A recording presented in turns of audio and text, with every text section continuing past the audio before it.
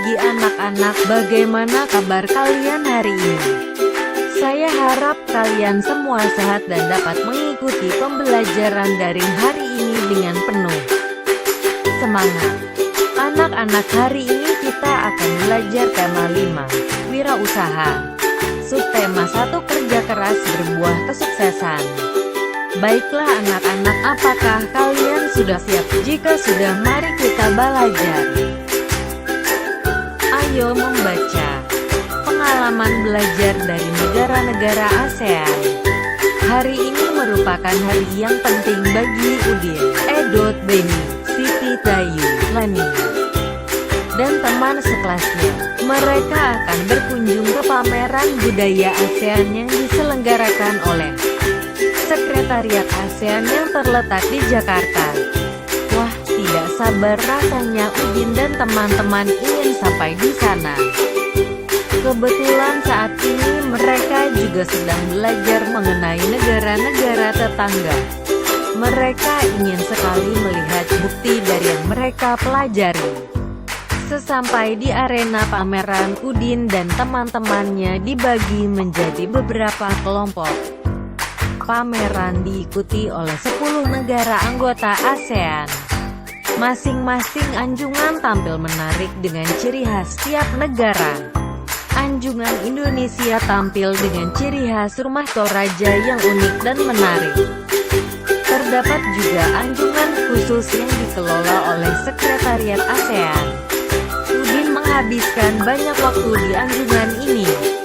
Anjungan ini menampilkan berbagai informasi tentang peranan ASEAN dalam mengembangkan wirausaha kecil. Anjungan ini juga menampilkan berbagai produk wirausaha dari tiap negara. Berbagai produk kreatif ada di sana. Ada jaket kulit dari pengrajin negara Indonesia.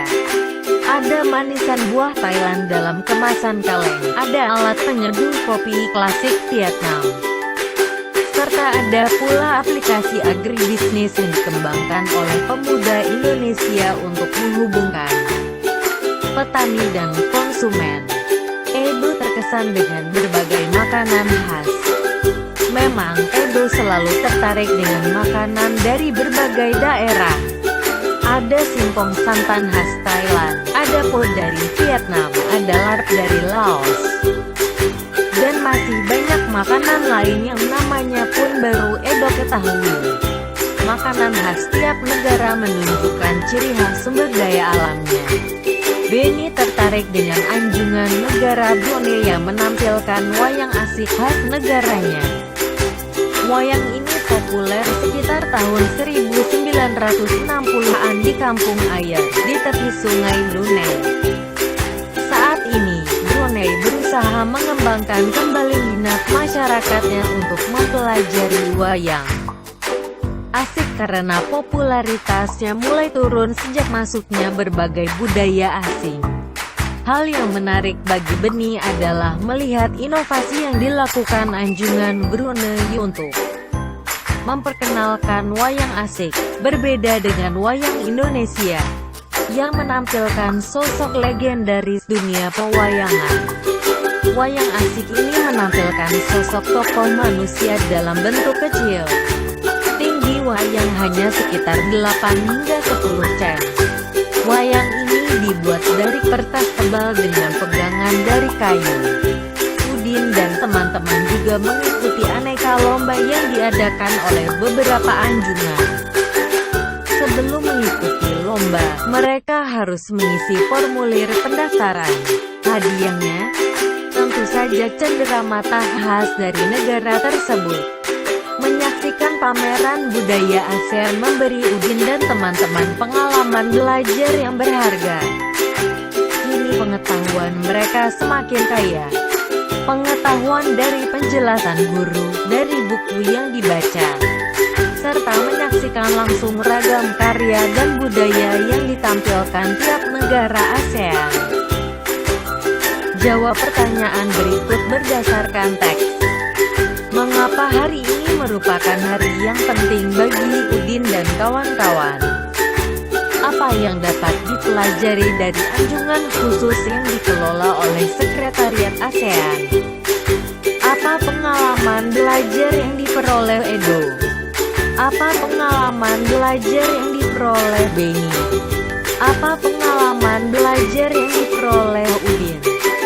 Jika kamu mendapat kesempatan berkunjung ke arena pameran tersebut, apa kegiatan yang mungkin paling menarik menurutmu? Mengapa? Tulis 3 hal yang menurutmu penting dari teks tersebut. Pembahasan. Mengapa hari ini merupakan hari yang penting bagi Udin dan kawan-kawan? Jawaban. Karena akan mengunjungi pameran budaya ASEAN yang diadakan oleh Sekretariat ASEAN di Jakarta. Apa yang dapat dipelajari dari anjungan khusus yang dikelola oleh Sekretariat ASEAN? Jawaban. Yang dapat dipelajari, kita jadi mengetahui berbagai informasi tentang peranan ASEAN dalam mengembangkan wirausaha kecil serta produk wirausaha dari tiap negara. Apa pengalaman belajar yang diperoleh Edo? Jawaban. Pengalaman yang diperoleh Edo yaitu bertambahnya pengetahuan tentang makanan-makanan khas dari setiap negara ASEAN. Apa pengalaman belajar yang diperoleh Beni? Jawaban. Beni dapat mengenal wayang asik asal Brunei yang khas dari wayang Indonesia. Apa pengalaman belajar yang diperoleh Udin? Jawaban. Udin mendapatkan pengalaman yang sangat berharga karena dapat melihat secara langsung ragam karya serta budaya setiap negara ASEAN. Jika kamu mendapat kesempatan berkunjung ke arena pameran tersebut, apa kegiatan yang mungkin paling menarik menurutmu? Mengapa? Jawaban. Kegiatan yang menarik dapat mengikuti aneka lomba yang diadakan oleh beberapa anjungan agar memperoleh pengalaman seru dan mendapatkan hadiah cenderamata sebagai kenang-kenangan. Tulis 3 hal yang menurutmu penting dari teks tersebut. Jawaban. Hal-hal yang penting yaitu pentingnya kegiatan pameran khusus kawasan ASEAN untuk mempererat hubungan antar negara anggota. Kedua, dapat mengetahui ciri khas karya dan budaya setiap negara ASEAN. Ketiga, menjadikan negara Brunei sebagai pelajaran bahwa kita juga harus melestarikan seni kita sendiri. Ayo berdiskusi. Negara-negara yang tergabung dalam ASEAN mempunyai potensi masing-masing, mulai dari sumber daya alamnya hingga sumber daya manusianya. Bagaimana peranan dan posisi Indonesia dalam kancah perekonomian ASEAN? Bagaimana peranan dunia usaha? Ayo, kita cari tahu lebih lanjut. Kamu akan mencari informasi secara berkelompok tentang kerjasama ekonomi antar negara ASEAN, khususnya tentang posisi dan peranan Indonesia. Kamu dapat mencari informasi dari berbagai sumber. Laporkan hasilnya dalam bentuk peta pikiran. Pembahasan. Peran dan posisi Indonesia di bidang ekonomi dalam lingkup ASEAN. Menjadi salah satu pelaku ekspor dan impor barang. Menjadi salah satu lumbung padi ASEAN. Mendirikan ASEAN Aceh Fertilizer Project sebagai bentuk keikutsertaan kerjasama sektor industri. Ikut serta dalam masyarakat ekonomi ASEAN, (MA). Dalam pameran negara-negara ASEAN, terdapat cenderamata terbuat dari magnet yang bisa ditempel pada permukaan yang terbuat dari besi, misalnya di pintu lemari es. Saya ingin mengetahui lebih lanjut tentang magnet. 1. Apa yang kamu ketahui tentang magnet? 2. Apa saja jenis-jenis magnet yang kamu ketahui? 3. Apa arti simbol U dan S yang terdapat pada magnet? Jelaskan. 4. Jelaskan perbedaan bentuk masing-masing magnet. Mengenal magnet. Jenis-jenis magnet berdasarkan bentuknya. 1. Magnet batang merupakan magnet yang berbentuk balok. 2. Magnet silinder merupakan magnet yang berbentuk tabung. 3. Magnet jarum merupakan magnet yang berbentuk jarum yang mengarah ke dua arah yang berlainan. 4. Magnet lada merupakan magnet yang berbentuk seperti huruf U. 5. Magnet lingkaran merupakan magnet yang berbentuk lingkaran. Itu tadi berapa contoh jenis magnet berdasarkan bentuknya. Kalian bisa mencari di sekitar lingkunganmu bentuk-bentuk magnet. Dalam pameran negara-negara ASEAN, terdapat cenderamata terbuat dari magnet yang bisa ditempel pada permukaan yang terbuat dari besi, misalnya di pintu lemari es. Saya ingin mengetahui lebih lanjut tentang magnet. Pembahasan 1. Apa yang kamu ketahui tentang magnet? Jawaban: magnet adalah suatu benda yang dapat menarik benda logam di sekitarnya karena memiliki medan magnet. Setiap magnet pasti memiliki dua kutub, yaitu kutub selatan dan utara. 2.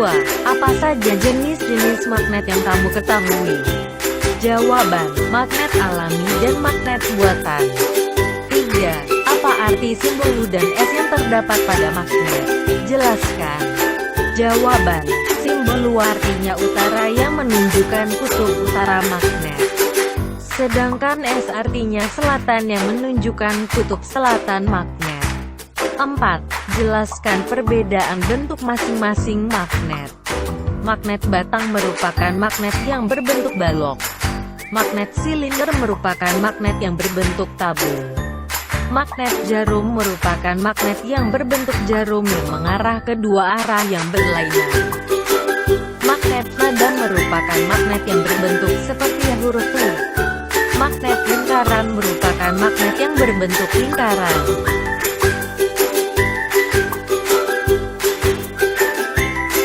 Mengenal magnet. Setiap magnet pasti memiliki dua kutub, yaitu kutub selatan dan utara. Setiap kutub diberi simbol U dan S. Simbol U artinya utara yang menunjukkan kutub utara magnet. Sedangkan S artinya selatan yang menunjukkan kutub selatan magnet. Jenis-jenis magnet berdasarkan proses terbentuknya. Jenis-jenis magnet yaitu magnet alami dan magnet buatan. 1. Magnet alam. Magnet terbentuk secara ilmiah, tidak berbentuk, tidak berwujud, tetapi memiliki sifat magnet. Contoh, magnet bumi, gunung Ida di Magnesia. 2. Magnet buatan. Magnet yang sengaja dibuat untuk kepentingan manusia. Bahan yang digunakan magnet adalah besi dan baja. Magnet buatan dibuat dengan 3 cara, yaitu gosokan, induksi, dan elektromagnetik. Magnet buatan dibedakan menjadi 2, yaitu 1. Magnet remanen. Sementara, magnet ini merupakan magnet yang memiliki sifat kemagnetan hanya sementara, yaitu hanya saat pembuatannya. 2. Magnet permanen. Magnet tetap adalah magnet yang sifat kemagnetannya bersifat permanen, meskipun proses pembuatan sudah dihentikan.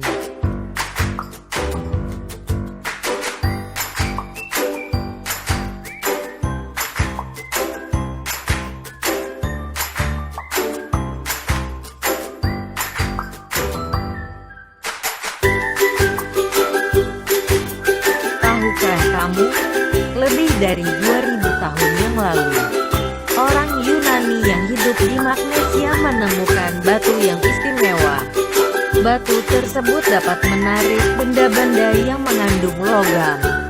Ketika batu itu digantung, batu tersebut berputar. Salah satu ujungnya selalu menunjuk ke arah utara. Karena batu itu ditemukan di Magnesia, orang Yunani menamainya Magnetisitos. Orang Yunani tidak mengetahui lebih lanjut bagaimana sifat-sifatnya. Namun mereka telah mengamati ciri-ciri bahan yang disebut magnet. Saat ini banyak teknologi yang menggunakan magnet. Pengeras suara, layar TV, dan kaset merupakan contoh-contohnya. Kutub magnet. Semua magnet mempunyai ciri-ciri tertentu. Setiap magnet memiliki dua tempat yang gaya magnetnya sangat kuat. Daerah ini disebut kutub magnet. Ada dua kutub magnet, yaitu kutub utara dan kutub selatan (AS). Sering kita menjumpai magnet yang bertuliskan N dan S. N merupakan kutub utara, magnet itu singkatan dari North yang berarti utara. Sedangkan S kutub selatannya singkatan dari South yang berarti selatan. Magnet dapat berada dalam berbagai bentuk dan ukuran. Bentuk yang paling sederhana berupa batang lurus.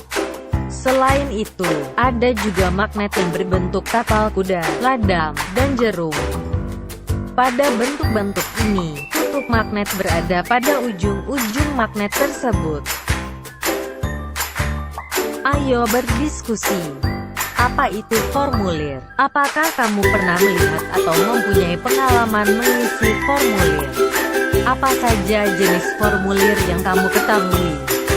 Kata formulir berasal dari bahasa Belanda yaitu formulier. Formulir adalah lembaran kartu kertas dengan ukuran tertentu yang di dalamnya terdapat data, informasi yang bersifat tetap dan juga bagian lain yang diisi dengan bagian yang tidak tetap. Formulir merupakan lembar isian tentang informasi tertentu. Bagian-bagian formulir. Formulir terdiri dari 3 bagian yaitu 1. Bagian kepala, kop yang berisi alamat lembaga, alamat dan nomor telepon. 2. Bagian isi yang berisi antara lain nama lengkap, tempat tanggal lahir, jenis kelamin, agama, pendidikan, alamat, keterangan lain, misalnya telepon, email, dan lain-lain. 3. Bagian penutup biasanya berisi tempat dan tanggal pengisian, tanda tangan, dan nama jelas pengisi formulir. Ayo berdiskusi. Jenis-jenis formulir. Dalam kehidupan sehari-hari kita sering menemukan beberapa jenis formulir. Beberapa di antaranya adalah sebagai berikut. 1. Formulir pendaftaran. Formulir ini digunakan pada saat akan mendaftar pada suatu kegiatan. Isian biodata berupa nama, tanggal lahir, alamat, nomor telepon, keluarga, hobi, minat, dan lain sebagainya yang diperlukan untuk pendaftaran event atau komunitas tertentu. 2. Formulir slip tabungan. Formulir ini digunakan pada saat akan memasukkan uang tabungan maupun penarikan tabungan. Isian formulir berupa rincian biodata ditambah nomor rekening, jumlah setoran, tanda tangan sendiri, dan tanda tangan teller bank. 3. Formulir anggota. Biasanya berupa biodata singkat, tanda tangan pemilik, dan pernyataan kesediaan sebagai anggota. 4. Formulir CV, curriculum vitae, atau daftar riwayat hidup.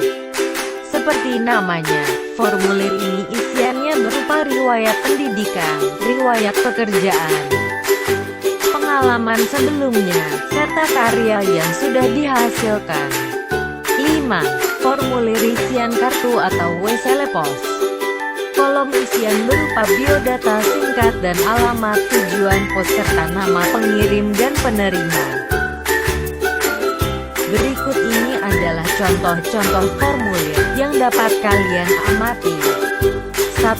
Ada formulir pendaftaran. 2. Formulir slip tabungan. 3. Formulir anggota. 4. Formulir CV, curriculum vitae, atau daftar riwayat hidup. 5. Formulir isian kartu atau WC-Pos. Apakah kalian pernah melihatnya? Jika belum, kalian bisa mencari dari berbagai sumber. Ayo membaca, amati dan baca contoh-contoh formulir berikut. Pada layar kalian terdapat dua contoh formulir, yaitu formulir A dan formulir B. Dari keduanya apakah ada perbedaan? Jika ada, kira-kira apa saja ya? Ayo membaca. Jawab pertanyaan berikut berdasarkan teks. 1. Apa saja yang kamu temukan dalam kedua formulir tersebut? 2. Apa perbedaan antara formulir A dan formulir B? 3. Apa tujuan dari formulir A? 4. Apa tujuan dari formulir B? 5. Mengapa formulir itu kita butuhkan? 6. Kapan kita mengisi formulir? 7. Apa yang dapat kamu simpulkan tentang formulir? Mari kita bahas pertanyaan-pertanyaan di atas. 1. Apa saja yang kamu temukan dalam kedua formulir tersebut? Jawaban, judul formulir, kolom pengisian identitas diri, kolom pengisian minat peserta, kolom untuk mencantumkan tanda tangan, dan catatan tambahan. 2. Apa perbedaan antara formulir A dan formulir B? Jawaban, tujuan formulir. 3. Apa tujuan dari formulir A? Jawaban, untuk daftar menjadi peserta Lomba Cerdas Cermat ASEAN. 4. Apa tujuan dari formulir B? Jawaban, untuk mendaftarkan diri mengikuti kegiatan ekstrakurikuler. 5. Mengapa formulir itu kita butuhkan? Jawaban, karena menjadi syarat untuk bisa mengikuti suatu kegiatan. 6. Kapan kita mengisi formulir? Jawaban, ketika akan mengikuti suatu kegiatan atau akan menjadi anggota suatu organisasi. 7. Apa yang dapat kamu simpulkan tentang formulir? Jawaban, formulir menjadi syarat tertulis sebelum seseorang dapat mengikuti suatu kegiatan atau menjadi anggota suatu organisasi.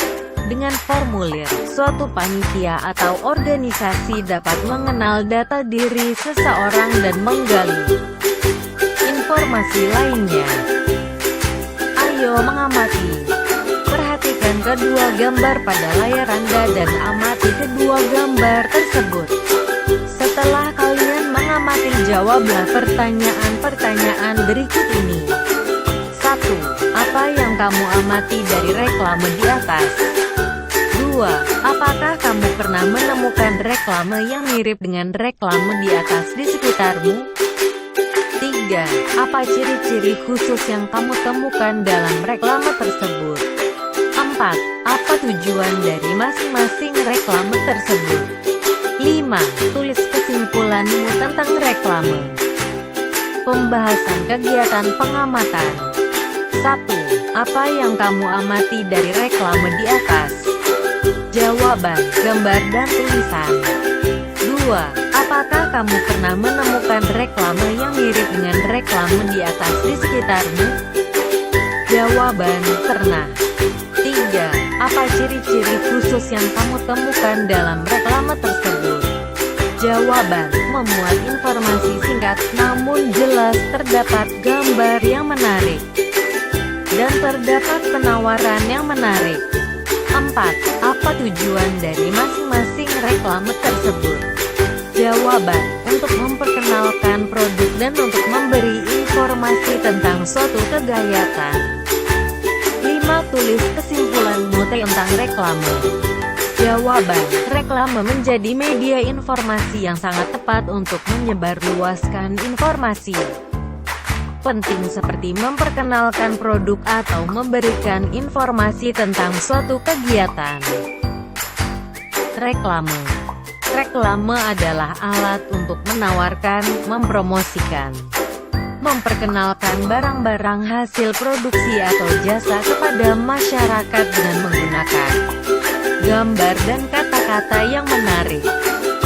Tujuan reklame adalah agar suatu produk dapat dikenal oleh masyarakat dan masyarakat memiliki keinginan untuk membelinya.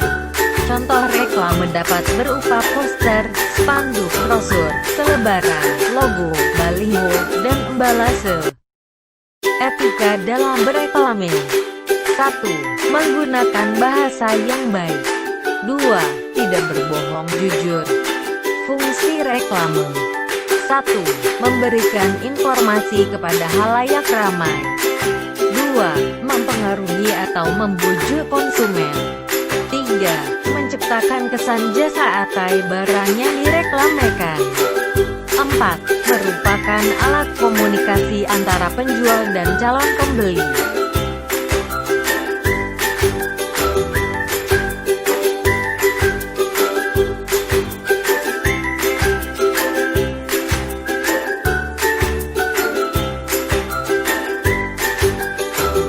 Ayo membaca.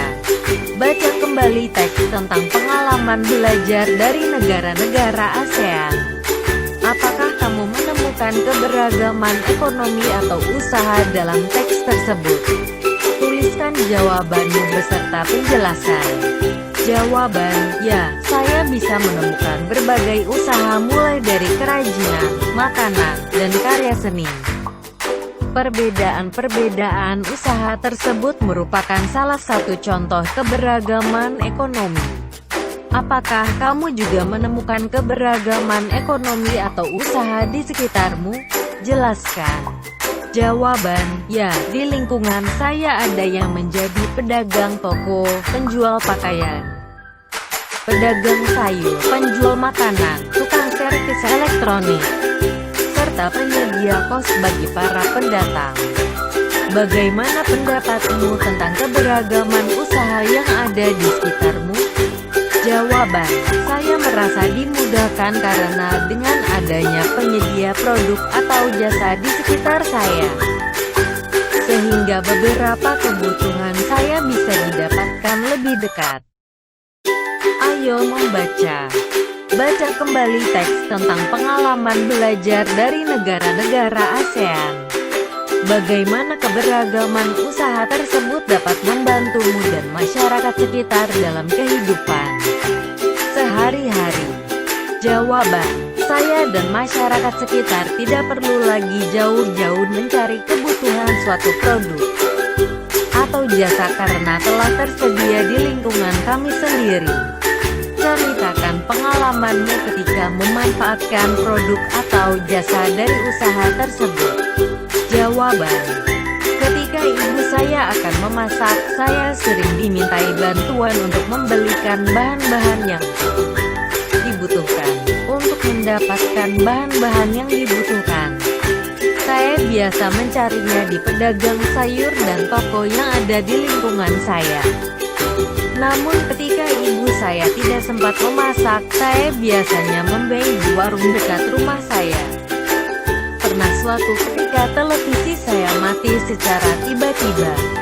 Karena keluarga saya tidak ada yang paham tentang barang elektronik, saya dan kakak saya membawanya ke tukang servis elektronik yang berada 200 meter dari rumah saya. Setelah 2 hari, televisi berhasil diperbaiki. Tukang servis itu memberikan harga murah karena dia adalah teman dekat kakak saya.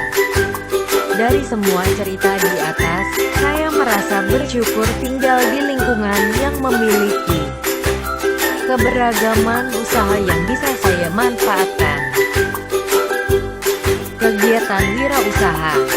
Pengertian wirausaha. Wirausaha merupakan kegiatan seseorang yang mempunyai kemampuan dalam menciptakan dan menerapkan pembuatan produk baru dengan meningkatkan efisiensi dan memperoleh keuntungan yang sebesar-besarnya. Tujuan wirausaha: 1. Menyebarkan pengaruh wirausaha. 2. Membangun karakter wirausaha. 3. Membentuk wirausaha yang berkualitas. 4. Membangun kesejahteraan masyarakat. Ciri-ciri dan karakter seorang wirausaha. 1. Berprestasi. 2. Jujur. 3. Disiplin. 4. Kreatif dan inovatif. 5. Berkomitmen tinggi. 6. Mandiri dan realistik. 7. Terampil. 8. Tutur futuristik. 9. Cerdas finansial. Hambatan dalam berwirausaha. 1. Kurangnya modal untuk memulai usaha. 2. Kurangnya keterampilan. 3. Tidak adanya pengalaman. 4. Kurangnya kreativitas dan inovatif. Kegiatan wirausaha. Contoh wirausaha di lingkungan masyarakat. 1. Percetakan. 2. Cucian motor. 3. Barbershop. 4. Kafe. 5. Bengkel motor. 6.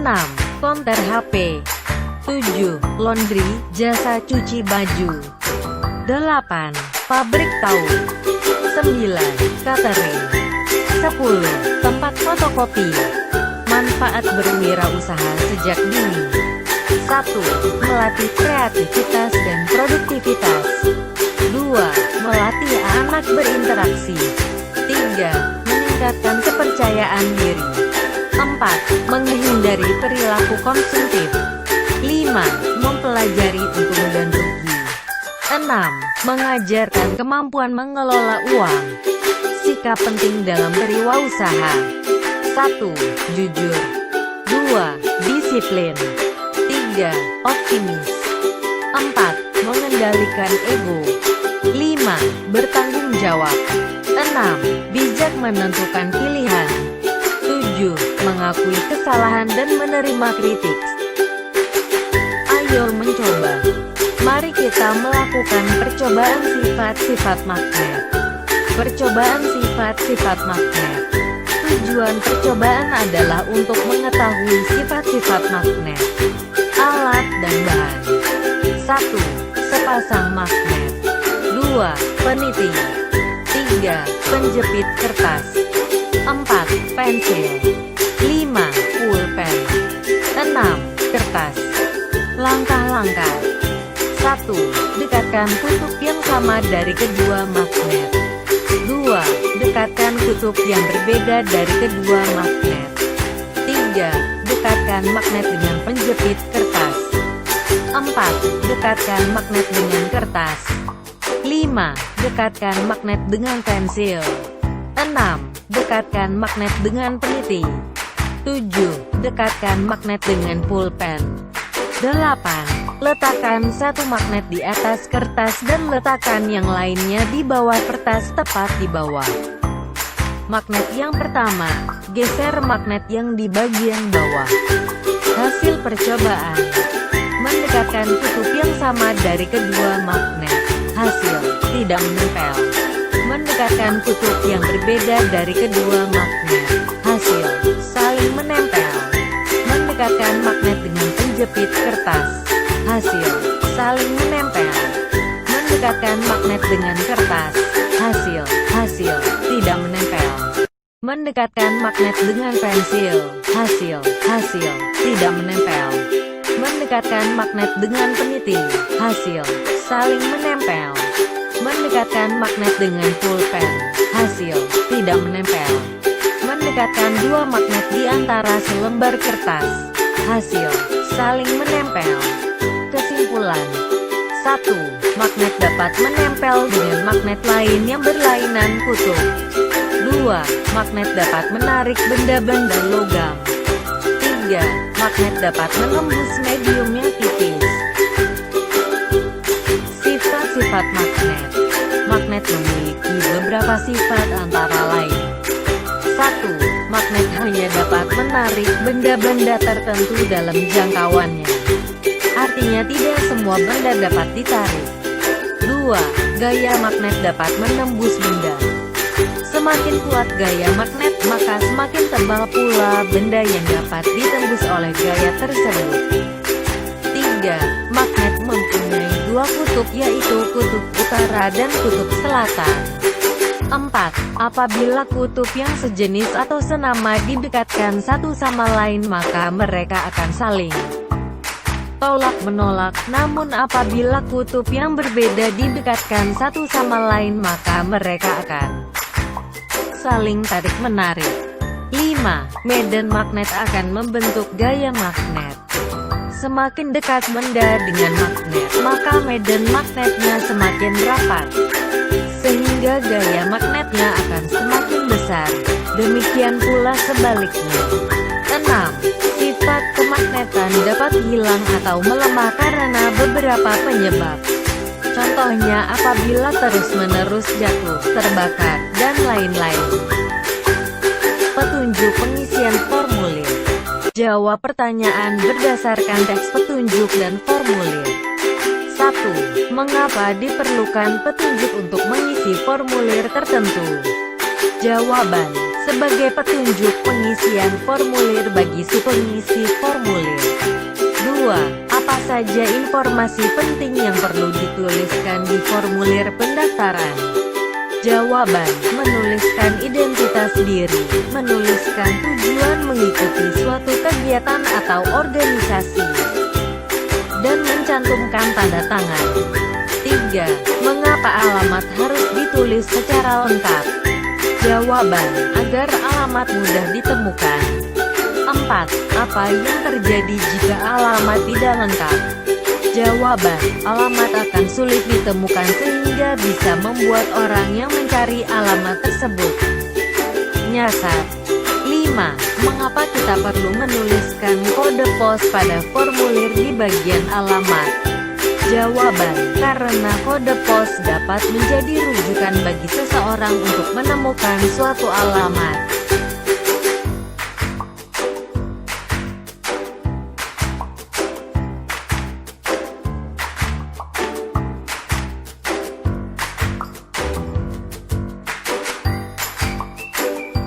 Ayo membaca. Baca teks berikut ini dengan teliti. Kerja keras yang berbuah kesuksesan. Terlahir dari keluarga yang kurang mampu membuat Reza Nur Hilman harus berpikir keras membantu kehidupan keluarga. Di tengah himpitan ekonomi keluarga, suatu hari Reza mengambil keputusan untuk menjual keripik singkong. Keberanian untuk menjadi penjual keripik singkong yang terkesan murahan dan dianggap sebagai makanan tradisional perlu diacungi jempol. Gagasannya dalam mengolah keripik singkong ternyata mampu membuat makanan kecil tersebut digemari dan mempunyai nilai jual lebih.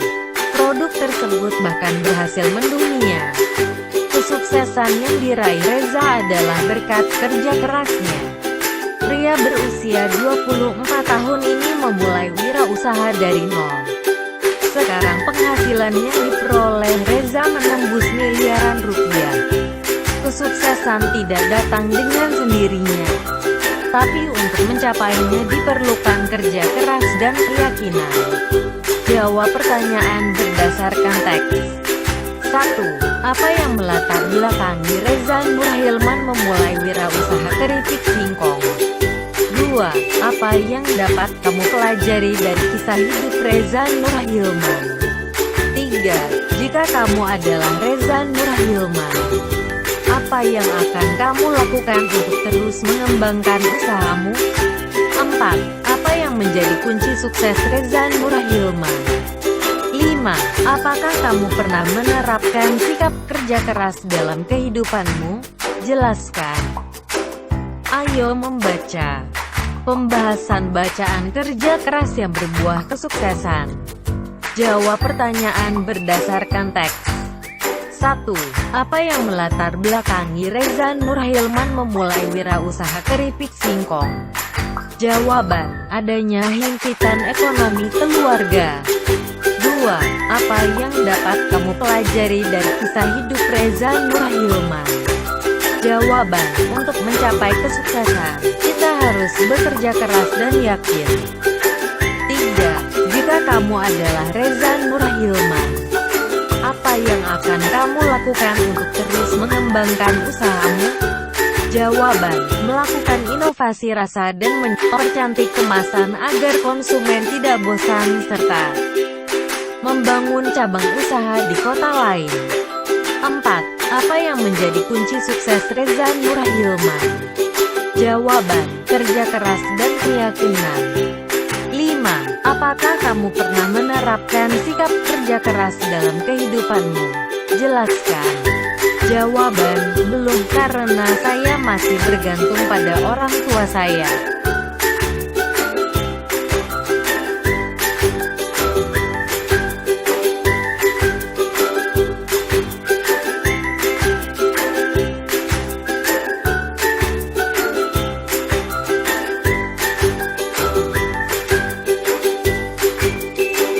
Formulir.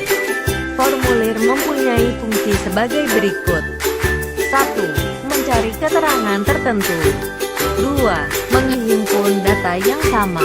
3. Menyampaikan informasi yang sama kepada beberapa bagian yang berbeda. 4. Sebagai bukti fisik. 4. Sebagai darah petunjuk untuk birya. Keuntungan penggunaan formulir adalah sebagai berikut. 1. Menghemat waktu, tenaga dalam hal penulisan serta biaya dalam hal penggunaan kertas. 2. Memudahkan dalam hal menyimpan dan mencatat. 3. Adanya keseragaman sehingga mengurangi terjadinya penyimpanan. 4. Mengurangi kegiatan fotokopi. Hal-hal yang harus diperhatikan saat mengisi formulir pendaftaran. 1. Jujur, tidak boleh mengada-ada. 2. Akurat, sesuai data resmi yang kita miliki. 3. Lengkap, berisi identitas diri yang diperlukan dalam formulir itu. 4. Jelas, menggunakan tulisan yang mudah dibaca orang lain. Tujuan dan manfaat formulir. 1. Mengurangi kesalahan penyampaian informasi secara lisan.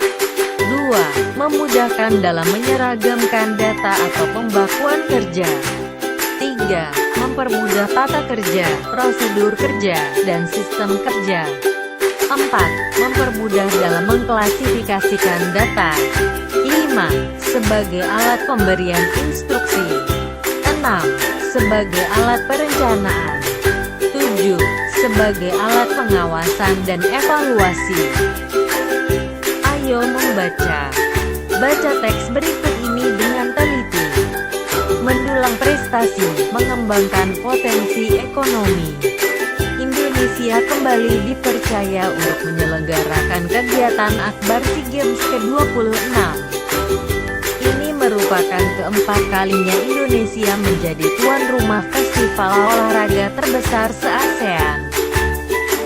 Setelah sebelumnya di SEA Games 1979, SEA Games 1987, dan SEA Games 1997. SEA Games ke-26 ini dilaksanakan pada 11–26 November tahun 2011. Upacara pembukaan diselenggarakan secara spektakuler di sepanjang Sungai Musi. Sedangkan penutupan di gedung bersejarah, Benteng Kuto Besakor, Bumi Sriwijaya, Palembang, ditetapkan sebagai tuan rumah penyelenggaraan SEA Games di samping Jakarta yang menjadi tuan rumah pendukung. Dengan demikian, setelah Chiang Mai dan Nakhon Ratchasima di Thailand, salah satu provinsi terbesar di Pulau Sumatera ini akan tercatat sebagai salah satu dari 3 kota yang pernah menyelenggarakan SEA Games di luar ibu kota negara. 2 tahun sebelumnya, Laos yang baru bergabung dengan ASEAN dipercaya menjadi tuan rumah untuk SEA Games ke-25. Indonesia bertekad menyusul keberhasilan Laos tersebut. Sebanyak 542 medali emas dipertandingkan melalui 44 cabang olahraga. 22 cabang dipertandingkan di Palembang dan 24 cabang dipertandingkan di Jakarta. Setidaknya ada 3 sukses yang dapat dicapai Indonesia terkait pelaksanaan SEA Games ke-26. Yaitu sukses prestasi, sukses penyelenggaraan, dan sukses dalam peningkatan perekonomian. Terutama di 2 kota tempat terselenggaranya acara tersebut, Palembang dan Jakarta. Peningkatan sektor ekonomi. Dalam hal peningkatan perekonomian, bukan penyelenggaraan SEA Games juga berpotensi memajukan perekonomian Sumatera Selatan secara keseluruhan. Menjelang acara, pertumbuhan ekonomi provinsi ini mengalami peningkatan hingga 6,4% disebabkan pembangunan fisik sarana dan prasarana SEA Games yang menggunakan tenaga kerja besar-besaran. Persiapan SEA Games terlihat telah meningkatkan geliat ekonomi masyarakat di Palembang dan sekitarnya, setidaknya sejak awal tahun 2011. Geliat ekonomi ini terlihat dari dibangunnya sejumlah hotel baru, terserapnya sekitar 4.000 tenaga buruh untuk pembangunan, serta meningkatnya kegiatan di sentra kerajinan rakyat untuk pembuatan cenderamata. Sekitar 5.000 atlet dari negara di Asia Tenggara, termasuk dari Indonesia, akan berpartisipasi dalam ajang ini. Sukses prestasi, sukses penyelenggaraan, dan sukses dalam peningkatan perekonomian tentunya tidak terlepas dari kerja keras dari seluruh pihak. Apakah kamu masih ingat contoh-contoh formulir yang sering digunakan dalam kehidupan sehari-hari? Sebelumnya kamu telah belajar tentang formulir. 1. Apa saja yang kamu ketahui tentang formulir? Formulir adalah lembar kerja yang berisi informasi yang terpercaya dengan baris-baris tertentu sebagai media isian. 2. Kapan kamu biasanya menggunakan formulir? Formulir yang digunakan untuk mendaftarkan diri, contohnya mendaftar sekolah. Formulir juga digunakan saat ingin mengikuti sebuah perlombaan, contohnya perlombaan pesta siaga. 3. Apa saja yang harus kamu tuliskan dalam formulir? Yang harus ditulis dalam sebuah formulir biasanya biodata diri, seperti nama lengkap, tempat dan tanggal lahir, berat badan, alamat rumah, no HP do. Tergantung jenis kegiatan yang diikuti. SEA Games, Pesta Olahraga Asia Tenggara, bahasa Inggris. Southeast Asian Games, atau biasa disingkat SEA Games, adalah ajang olahraga yang diadakan setiap 2 tahun dan melibatkan 11 negara Asia Tenggara. Asal-usul SEA Games berhubungan erat dengan Pesta Olahraga Semenanjung Asia Tenggara, Southeast Asian Peninsular Games, atau disingkat SEAP Games. SEAP Games dicetuskan oleh Laung Sukhumnai Pradit. Pada saat itu wakil presiden Komite Olimpiade Thailand. Tujuannya adalah untuk mengeratkan kerjasama, pemahaman dan hubungan antar negara di kawasan Semenanjung Asia Tenggara. Indonesia menjadi tuan rumah penyelenggaraan SEA Games pada tahun 1979, 1987, 1997, dan 2011. Berikut ini adalah penyelenggaraan SEA Games di Indonesia. 1. SEA Games ke-10 tahun 1979 di Jakarta. 2. SEA Games ke-14 tahun 1987 di Jakarta. 3. SEA Games ke-19 tahun 1997 di Jakarta. 4. SEA Games ke-26 tahun 2011 di Jakarta dan Palembang. Ayo mengamati. Amati logo pada bendera ASEAN berikut. Arti bendera dan logo ASEAN. Bendera ASEAN melambangkan ASEAN yang stabil, penuh perdamaian, bersatu, dan dinamis. Adapun lambang ASEAN berada di tengah bendera ASEAN. Sedangkan warna bendera dan lambang ialah biru, merah, putih, dan kuning. Masing-masing mewakili warna dasar setiap bendera negara anggota ASEAN.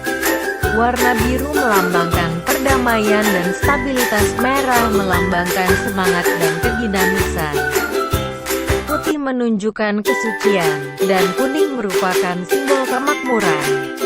Ikatan rumpun padi melambangkan harapan para tokoh pendiri ASEAN agar asosiasi itu secara bersama-sama terikat dalam persahabatan dan kesetiakawanan sosial. Lingkaran melambangkan kesatuan ASEAN. Ayo mengamati. Amatilah ketiga gambar logo di samping kanan. Apa arti atau makna dari logo-logo tersebut? Arti logo Kementerian Pendidikan dan Kebudayaan. Bidang segi 5, biru muda, menggambarkan alam kehidupan Pancasila. Semboyan Tut Wuri Handayani digunakan oleh Ki Hajar Dewantara dalam melaksanakan sistem pendidikannya. Pencantuman semboyan ini berarti melengkapi penghargaan dan penghormatan kita terhadap almarhum Ki Hajar Dewantara yang hari lahirnya telah dijadikan Hari Pendidikan Nasional. Belencong menyala bermotif Garuda. Belencong menyala merupakan lampu yang khusus dipergunakan pada pertunjukan wayang kulit. Cahaya belencong membuat pertunjukan menjadi hidup. Burung Garuda yang menjadi motif belencong memberikan gambaran sifat dinamis, gagah perkasa, mampu dan berani mandiri mengarungi angkasa luas. Ekor dan sayap Garuda digambarkan masing-masing 5, yang berarti satu kata dengan perbuatan Pancasilais. Buku merupakan sumber bagi segala ilmu yang dapat bermanfaat bagi kehidupan manusia. Warna putih pada ekor dan sayap Garuda dan buku berarti suci, bersih tanpa pamrih. Warna kuning emas pada nyala api berarti keagungan dan keluhuran pengabdian. Warna biru muda pada bidang segi 5 berarti pengabdian yang tak kunjung putus dengan memiliki pandangan hidup yang mendalam. Pandangan hidup Pancasila. Arti logo Hari Anak. Bendera menggambarkan figur anak perempuan dan anak laki-laki yang secara bersama-sama merangkai simbol nasionalisme. Buku menggambarkan intelektual dan akhlak mulia. Bintang menggambarkan cita-cita dan prestasi. Maknanya adalah sebagai generasi penerus harus punya rasa nasionalisme, rasa cinta tanah air, solidaritas, kecerdasan, akhlak mulia, dan memiliki cita-cita yang tinggi. Arti logo ketahanan lingkungan. Salah satu ancaman ketahanan lingkungan adalah semakin berkurangnya luas hutan dan wilayah tutupan hijau vegetasi tanaman. Hal ini diakibatkan oleh meluasnya pembukaan lahan pertanian, peningkatan aktivitas pertambangan dan industri. Logo tersebut bermakna ajakan menyatukan langkah untuk melindungi ekosistem pesisir dari dampak perubahan iklim. Apa logo itu? Logo merupakan bagian dari reklame. Logo adalah tanda, lambang, ataupun simbol yang mengandung makna dan digunakan sebagai identitas sebuah organisasi, perusahaan, atau individu agar mudah diingat oleh orang lain. Dua jenis logo yaitu 1. Logogram, simbol atau karakter yang digunakan untuk menyampaikan suatu kata yang menggambarkan bidang usaha dari suatu bisnis, perusahaan, atau organisasi. 2. Logotype. Fungsinya sama dengan logogram, tetap dalam hal ini logotype hanya tervisualisasikan berupa huruf atau tipografi saja. Wawancara. Pengertian wawancara. Wawancara merupakan salah satu cara untuk mendapatkan informasi mengenai suatu hal. Wawancara memiliki unsur-unsur yang harus terpenuhi. Jika salah satu unsur tersebut tidak ada, maka wawancara tersebut tidak dapat dilakukan. Unsur-unsur wawancara. Adapun unsur-unsur tersebut sebagai berikut. 1. Pewawancara atau orang yang mencari informasi yang berkedudukan sebagai penanya.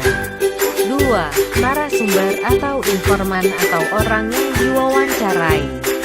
Dalam hal ini, narasumber atau informan berkedudukan sebagai penjawab pertanyaan atau pemberi informasi.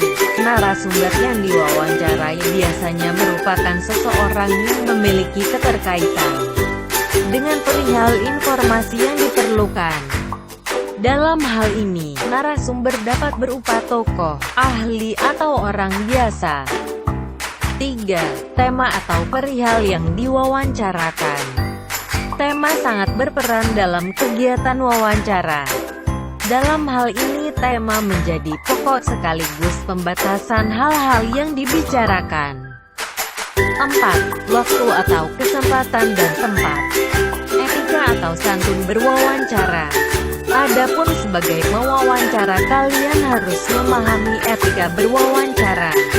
Etika berwawancara diantaranya sebagai berikut. 1. Mengucapkan salam, memperkenalkan diri, dan berterima kasih atas kesempatan yang diberikan. 2. Menggunakan bahasa yang santun. 3. Menyampaikan pertanyaan secara sistematis dan urut.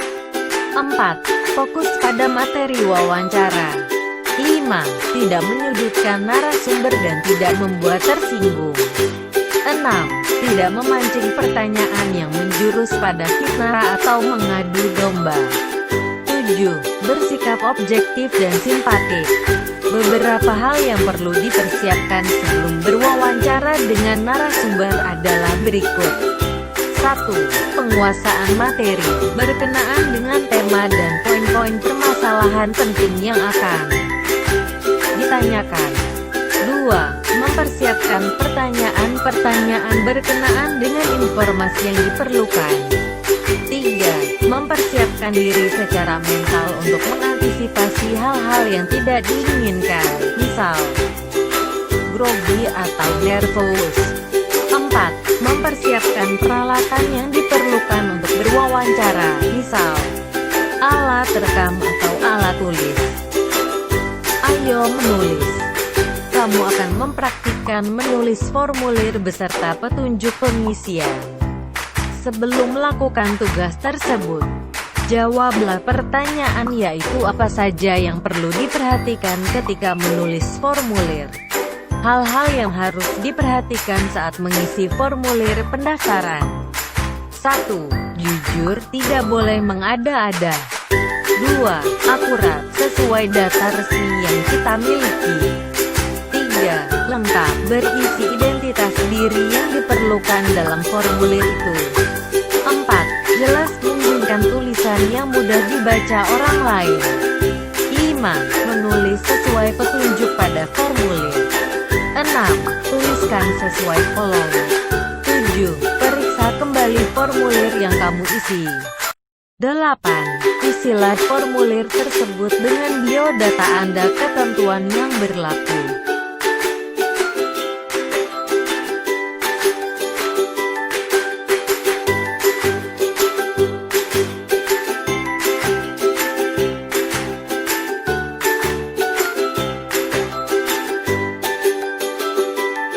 Baiklah anak-anak, pembelajaran hari ini cukup sampai di sini. Selalu jaga kesehatan dan ikuti protokol kesehatan. Sampai jumpa dalam pembelajaran berikutnya.